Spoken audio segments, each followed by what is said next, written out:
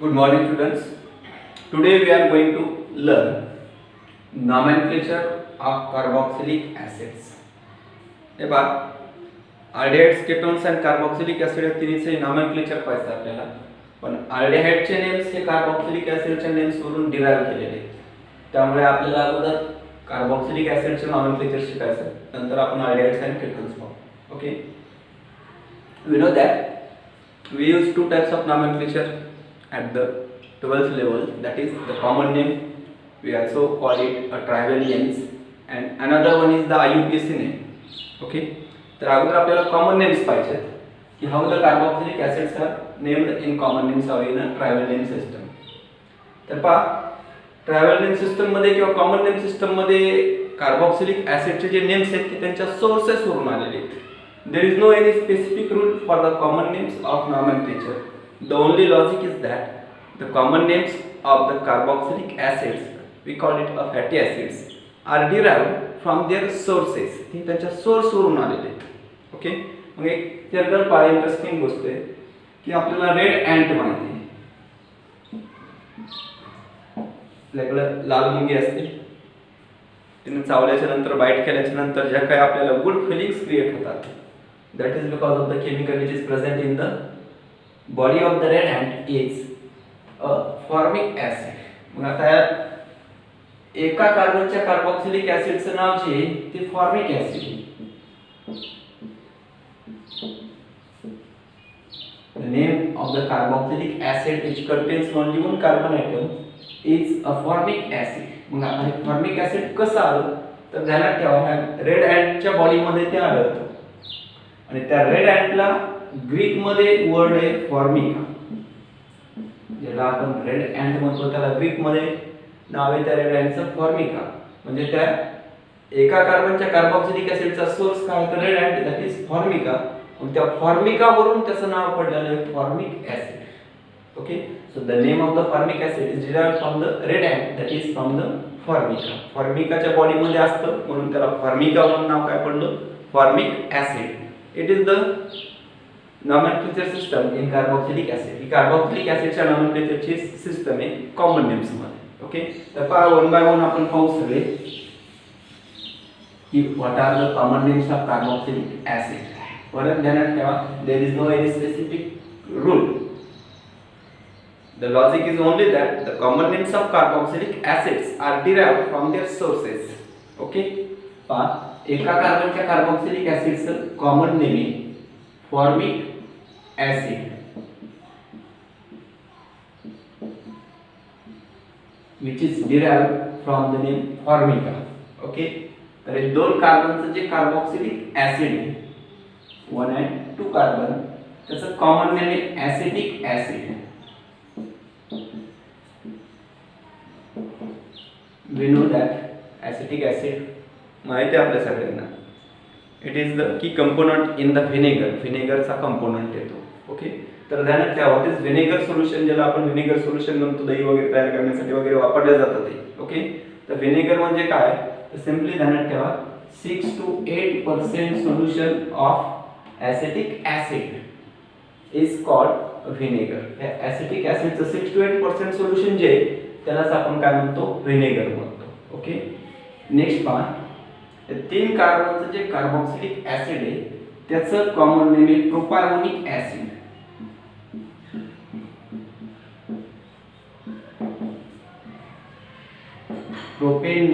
प्रोपॅनॉइक IUPAC मध्ये. Okay, propionic acid is the name of the 3 carbons carboxylic acid. Okay, त्याचप्रमाणे 4 कार्बनचं जे carboxylic acid आहे त्याचं कॉमन नेम आहे ब्युटेरिक ऍसिड. किंवा आपण 3 पेक्षा जास्त कार्बन झाले तर कॉमन नेम्स मध्ये प्रिफिक्स यूज करतो एन, आयसो और न्यू.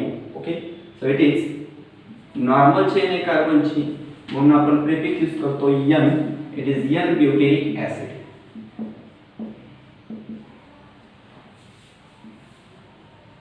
त्याचा सोर्स ध्यानात ठेवा ब्युटेरिक ऍसिडचा. Generally it is found in butter. हे बटर मध्ये आढळतं, मग त्या बटर मध्ये आढळतं म्हणून त्याला आपण नाव दिलेलं आहे ब्युटेरिक ऍसिड. ओके, आता इथं पहा ब्रँचिंग आलेली, आतापर्यंत ब्रँचिंग नव्हती, ब्रँचिंग आलेली. ओके, तर पहा इथं 1 2 3 4 परत 4च कार्बन आहेत. 4 कार्बनच्या कार्बोक्सिलिक ऍसिडचं कॉमन नेम आपल्याला माहिती आहे ब्युटेरिक ऍसिड. आपण अगोदरच पाहिले 4 कार्बनच्या कार्बोक्सिलिक ऍसिडचं कॉमन नेम काय ब्युटेरिक ऍसिड. पण अगोदर ते काय होतं नॉर्मल चेनचं होतं, आता ब्रँच आहे. मग जर कार्बोक्सिलिक ऍसिड मध्ये आपल्याला नंबर्स द्यायचे ठरवले तर ध्यानात ठेवा आपण नंबर कार्बोक्सिलिक ग्रुप पासूनच ऑलवेज स्टार्ट करतो. Okay, 1 2 and 3. 2 नंबरच्या कार्बनला एक मिथिल ग्रुप आहे, मग आपण कॉमन नेम मध्ये प्रिफिक्स वापरतो iso. Okay, so it is n butyric acid and it is isobutyric acid. आता पहा some carboxylic acid or branched carboxylic acids are also commonly named according to the previous considerations. तर पहा आता काय करतो आपण या आयसोब्युटेरिक ऍसिड जे त्याचं आपण परत एक दुसऱ्या टाइपनं नॉमेनक्लेचर करतो की जनरली इन कार्बोनिल कंपाउंड्स, फक्त कार्बोक्सिलिक ऍसिडच नाही तर सगळेच कार्बोनिल कंपाउंड्स ध्यानात ठेवा. कुठल्याही कार्बोनिल कंपाउंड्स मध्ये मग ते अल्डिहाइड असतील, केटोन्स असतील किंवा कार्बोक्सिलिक ऍसिड्स असतील, ईस्टर्स असतील अँड सो ऑन. ओके, हा जो कार्बोनिल कार्बन आहे, कार्बोनिल कार्बनच्या ऍडजसंट कार्बन ॲटमला अल्फा कार्बन म्हणायचं आणि अल्फाच्या नेक्स्ट जो असतो त्याला beta carbon and so on. Okay, remember that the carbon atom which is adjacent to the carbonyl carbon is called alpha carbon and the next to the alpha carbon is beta and so on. Alpha beta gamma lambda delta आपण सिक्वेन्सनं काय करतो continue करतो. Okay, तर alpha carbon म्हणजे कुठला carbon next to the carbonyl carbon, carbonyl कार्बनच्या next किंवा adjacent जो कार्बन असतो त्याला आपण काय म्हणतो अल्फा, अल्फाच्या नंतर बीटा अँड सो ऑन.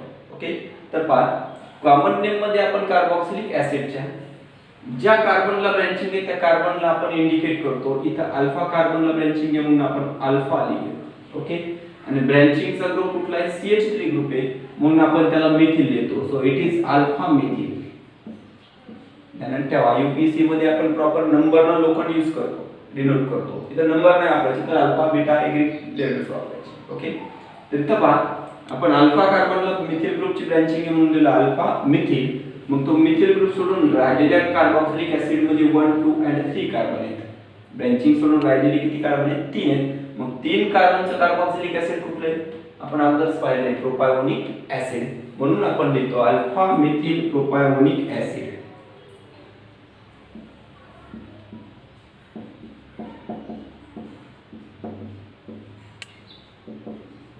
हे सुद्धा कॉमन नेम आहे. ओके, तर याला आपण आयसोब्युटेरिक ऍसिड ही म्हणू शकतो किंवा त्यालाच अल्फा मिथिल प्रोपायोनिक ऍसिड हे सुद्धा आपण कॉमन नेम डिराइव्ह करू शकतो. ओके, नेक्स्ट पहा इथं 5 कार्बन आहेत 1 2 3 4 and 5. 5 कार्बनच्या कार्बोक्सिलिक ऍसिडचं कॉमन नेम आहे व्हॅलेरिक ऍसिड. आता हे व्हॅलेरिक ऍसिड नाव कसं आलं तर त्याचा सोर्स ध्यानात ठेवा. एक प्लांट आहे पहा, एक झाड आहे आपल्याकडे निलगिरीचं झाड असतं ना त्या टाइप, त्या झाडाचं नाव आहे व्हॅलेरियम. तर व्हॅलेरियम नावाचा एक प्लांट आहे, त्या प्लांट मध्ये ते आढळतं 5 कार्बनचं कार्बोक्सिलिक ऍसिड. मग त्या व्हॅलेरियम या प्लांटच्या नावावरून त्याचं नाव पडलेलं आहे व्हॅलेरिक ऍसिड. ओके, लॉजिक ध्यानात ठेवा कुठलाही रूल नाही आहे कॉमन्स नेमला कार्बोक्सिलिक ऍसिडच्या, फक्त लॉजिक काय त्यांचे नाव हे त्यांच्या सोर्सेस वरून ठरलेले. ओके, नेक्स्ट पहा इथं 6 कार्बन आहेत 1 2 3 4 5 and 6. 6 कार्बनचं कार्बोक्सिलिक ऍसिड आहे. ओके, आता पहा इथं आपण प्रिफिक्स नॉर्मल चेन असल्यामुळे n यूज करतो. इथेही नॉर्मल चेन आहे म्हणून प्रिफिक्स आपण कुठला यूज करतो n. ओके, जर 6 कार्बन असतील तर 6 कार्बनच्या कार्बोक्सिलिक ऍसिडचं नेम कॉमन नेम आहे कॅप्रोइक ऍसिड.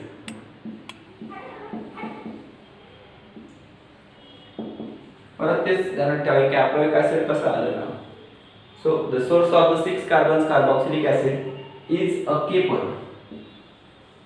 हे केपर या नावावरून आलेलं आहे. ओके, 6 कार्बनचं जे कार्बोक्सिलिक ऍसिड आहे स्ट्रेट चेन ते केपर मध्ये आढळतं. मग आता एक केपर काय ते ध्यानात ठेवा caper is a kind of goat.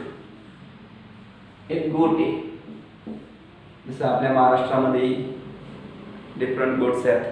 आपण म्हणतो उस्मानाबादी आपल्याकडे एक फेमस महाराष्ट्रामध्ये ओके, आपल्याकडे एक म्हशीची एक आपल्या जालना जिल्ह्याच्या नावावरून ओळखले जातं जाफराबादी, अशी नावं दिलेली आहेत. तसं ते ग्रीकमध्ये ध्यानात ठेवा, केपर हे एका गोटचं नाव आहे. ओके, मग त्या केपर मध्ये त्या गोटमध्ये आढळतं 6 कार्बनचं कार्बोक्सिलिक ऍसिड, तर त्या केपर नावावरून पडलेले caproic acid. Okay, mostly the common names of carboxylic acids are derived from their sources. Okay, आता पहा इथं 2, तर इथं पहा कार्बन कार्बन डबल बॉन्ड आहे.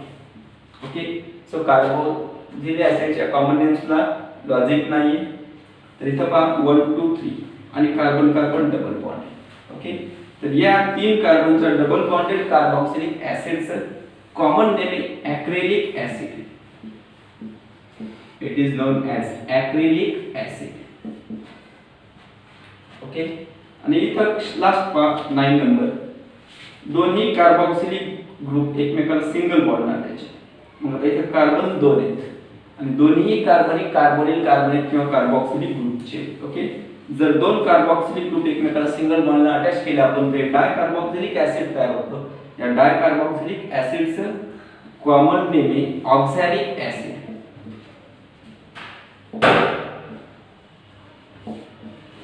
ओके, परत पाय सगळ्यांचे आपण नाव पाहिलेत, इंटरेस्टिंग आहे. सोर्स वरून डिराइव्ह केले आपण. एका कार्बनच्या कार्बोक्सिलिक ऍसिडचे नाव फॉर्मिक ऍसिड, 2 कार्बनच्या कार्बोक्सिलिक ऍसिडचे नाव ऍसेटिक ऍसिड, 3 कार्बनच्या कार्बोक्सिलिक ऍसिडचे नाव प्रोपायोनिक ऍसिड, 4 कार्बनच्या कार्बोक्सिलिक ऍसिडचे नाव n butyric acid and isobutyric acid. एक स्ट्रेट चेन नॉर्मल चेन म्हणून एन यूज केलं, ब्रँच लेयर म्हणून आपण आयसो यूज केलं, 2 नंबरला एक methyl group attach. Okay, next 5 कार्बनच्या स्ट्रेट चेन कार्बोक्सिलिक ऍसिड असल्यामुळे आपण काय केलं एन हॅलेरिक ऍसिड, 6 कार्बनच्या कार्बोक्सिलिक ऍसिडचं एन कॅप्रोइक ऍसिड. ओके, आणि 3 कार्बन जर असतील आणि कार्बन कार्बन डबल बॉन्ड असेल 2 नंबर आणि 3 नंबरच्या कार्बन मध्ये, तर आपण लिहितो ऍक्रेलिक ऍसिड. आणि 2 कार्बोक्सिलिक ग्रुप एकमेकाला अटॅच असतील तर जे डायकार्बोक्सिलिक ऍसिड तयार होतं त्याचं नाव आहे oxalic acid. So these are the common names of carboxylic acids. Okay, समजले, ध्यानात ठेवा किंवा यांना मेमोराइज करावंच लागेल कारण यांना कुठलाही रूल्स नाहीत, they are derived from their sources. Okay, आता आपल्याला यांचे IUPAC नेम्स पाहिजेत. आता IUPAC नेम्स मध्ये पहा देयर आर डेफिनेट रूल्स. आपल्याला माहिती आहे IUPAC नेम हे डेफिनेट रूल्स वरूनच काय केले जातात, डिराइव्ह केले जातात. तर आता आपल्याला यांचे IUPAC नेम्स पाहिजेत. ओके, तर सिंपली पहा कार्बोक्सिलिक ऍसिडचे IUPAC नेम हे पॅरेंट अल्केन्स वरून ठरवतो आपण. ओके, आणि अल्केन वरून कसे ठरवायचे तर लॉजिक ध्यानात ठेवा, त्यांचा रूल ध्यानात ठेवा. कार्बनच्या स्केलेटन वरून किंवा कार्बनच्या चेन वरून अल्केनचं नाव ठरवायचं. अल्केनच्या नावाच्या एंडिंगला जे ई असतं ते ई रिप्लेस करायचं. ओके, अल्केनच्या नावाचं एंडिंगला जे ई आहे ते ई आपल्याला काढून टाकायचं. ओके, आणि त्या ई च्या ठिकाणी ठेवायचं OIC ऍसिड.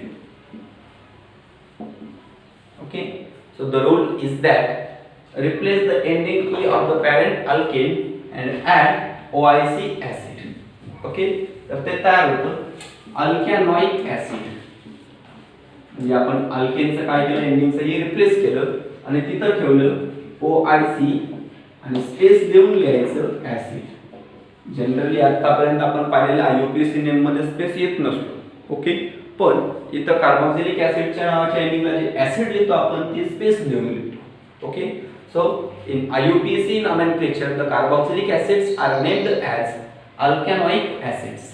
समजलं, हे लॉजिक ध्यानात ठेवायचं. एंडिंगचं ई रिप्लेस करायचं अल्केनचं आणि तिथं ठेवायचं OIC ऍसिड, फक्त ऍसिड लिहिताना स्पेस यूज करायचा. ओके, पहा आहे कार्बन काउंट केले आपण, एकच कार्बन आहे. एका कार्बनचा अल्केन आपल्याला माहिती आहे मिथेन, आपण मिथेनचं नाव लिहितो. एंडिंगचं आपल्याला ई रिप्लेस करायचे कुठल्याही कार्बोक्सिलिक ऍसिडचं IUPAC नेम डिराइव्ह करताना, आणि त्या ठिकाणी ठेवायचं OIC आणि स्पेसच्या नंतर यूज करायचं acid. Okay, so it is methanoic acid. एका कार्बनच्या कार्बोक्सिलिक ऍसिडचा IUPAC नेम काय ठरवलं, methanoic acid. Like same that इथं पाय ऍसिटिक ऍसिड वाढवतो आपण 2 कार्बनचं कार्बोक्सिलिक ऍसिड. त्याचा आययुपीसी नेमलेस तर अल्केन मध्ये कार्बन किती येतं 2 येतं. 2 कार्बनच्या अल्केनचं आपल्याला आययुपीसी नेम माहिती इथेन. तर इथेनचं एंडिंगचं काय करायचं आपल्याला आता रिप्लेस करायचं आणि तिथं ठेवायचं OIC ऍसिड. तर ऍसिटिक ऍसिडचंच आययुपीसी नेम होतं इथॅनॉइक ऍसिड. ओके परत 2 कार्बन असल्यामुळे आपण काय यूज करायला इथं इथेन. एंडिंगचं ही काय करायचं रिप्लेस आणि काय प्लेस करायचं OIC acid. So it is ethanoic acid. Okay next आता इथं 3 कार्बन आहेत आपण कॉमन नेम पाहिलं होतं प्रोपॅयोनिक ऍसिड. आता इथं 3 कार्बन आहेत तर पॅरेंट आपल्याला अल्केन आपल्याला माहिती आहे 3 कार्बनचा अल्केन असतो प्रोपेन. मग आपण प्रोपेनच्या एंडिंगचं जे ई आहे ते रिप्लेस करून आपल्याला ठेवायचं OIC ऍसिड. तर इथं प्रोपॅनॉइक ऍसिड. कॉमन नेम मध्ये आणि आययुपीसी नेम मध्ये सिमिलॅरिटी वाटते 3 कार्बनच्या पण डिफरन्स ध्यानात ठेवा. ते प्रोपॅयोनिक ऍसिड हे कॉमन नेम होतं आणि प्रोपॅनॉइक ऍसिड हे आययुपीसी नेम. ओके तर इथं पहा कार्बन 1 2 3 and 4 4 कार्बन आहेत. मग 4 कार्बनच्या अल्केनचं नाव आपल्याला माहिती आहे स्ट्रेट चेन असेल तर ब्युटेन येतो. ओके मग आपण ब्युटेन घेतलं कार्बनच्या स्केलेटनवरून पॅरेंट अल्केन ब्युटेन. ब्युटेनच्या एंडिंगचं ई आपल्याला काय करायचं रिप्लेस आणि रिप्लेस करायचं OIC acid. So it is butanoic acid. आता इथं पहा इथं एक कार्बन टोटली 4 आहे पण ब्रँचिंग आहे. मग ब्रँचिंग असेल तर काय करायचं लाईक इन अल्केन. अल्केन मध्ये आपण काय करतो ब्रँचिंग असेल तर प्रीफिक्स करतो. इथं तोच रूल वापरायचा जेवढ्या काही ब्रँचिंग्स असतील त्यांना प्रीफिक्स करायचं. ओके आणि कार्बोक्सिलिक ऍसिड मध्ये नंबर कंटिन्यू करताना किंवा काउंटिंग करताना we always start the numbering in carboxylic acid from the carboxylic carbon. Carboxylic carbon हा एंडिंगलाच असतो आणि तिथूनच नंबर काय करायचे स्टार्ट करायचे. मग आता आपण 1 2 and 3. ओके तर 2 नंबरला ब्रँचिंग आहे मिथिल ग्रुपची म्हणून आपण इथं लिहिणार 2 मिथिल. ओके 2 नंबरच्या कार्बनला मिथिल ग्रुप आणि तो मिथिल ग्रुप सोडून राहिलेल्या लॉन्ग चेन मध्ये किती कार्बन आहेत 3 आहेत. मग 3 कार्बनचा अल्केन आपल्याला माहिती आहे propane. So it is 2 methyl propane. Okay मग आता 2 मिथिल प्रोपेन पॅरेंट अल्केनचं नाव होतं. एंडिंगचंही काय करायचं आपल्याला रिप्लेस आणि तिथं प्लेस करायचं आहे OIC acid. So it is 2 methyl propanoic acid. समजलं. नेक्स्ट पहा 1 2 3 4 5 5 कार्बन आहेत नॉर्मल चेन मध्ये नो ब्रँचिंग. मग 5 कार्बन असतील तर आपल्याला माहिती आहे अल्केनचं नाव पेंटेन. मग एंडिंगचं ई काय करायचं रिप्लेस आणि तिथं प्लेस करायचे OIC acid. So it is pentanoic acid. 5 कार्बनच्या कार्बोक्सिलिक ऍसिडचं IUPAC name pentanoic acid. Like same that इथं आपल्याला माहिती 1 2 3 4 5 and 6 6 कार्बन आहेत. 6 कार्बनच्या कार्बोक्सिलिक ऍसिड दॅट इज त्याला कॉमन नेम मध्ये कॅप्रोइक ऍसिड म्हटलं होतं आपण. 6 कार्बन आहेत म्हणजे अल्केनचं नाव असणार आहे हेक्सेन. ओके एंडिंगचं ई रिप्लेस करायचं आणि ठेवायचं आहे परत OIC acid. So we found that it is hexanoic acid.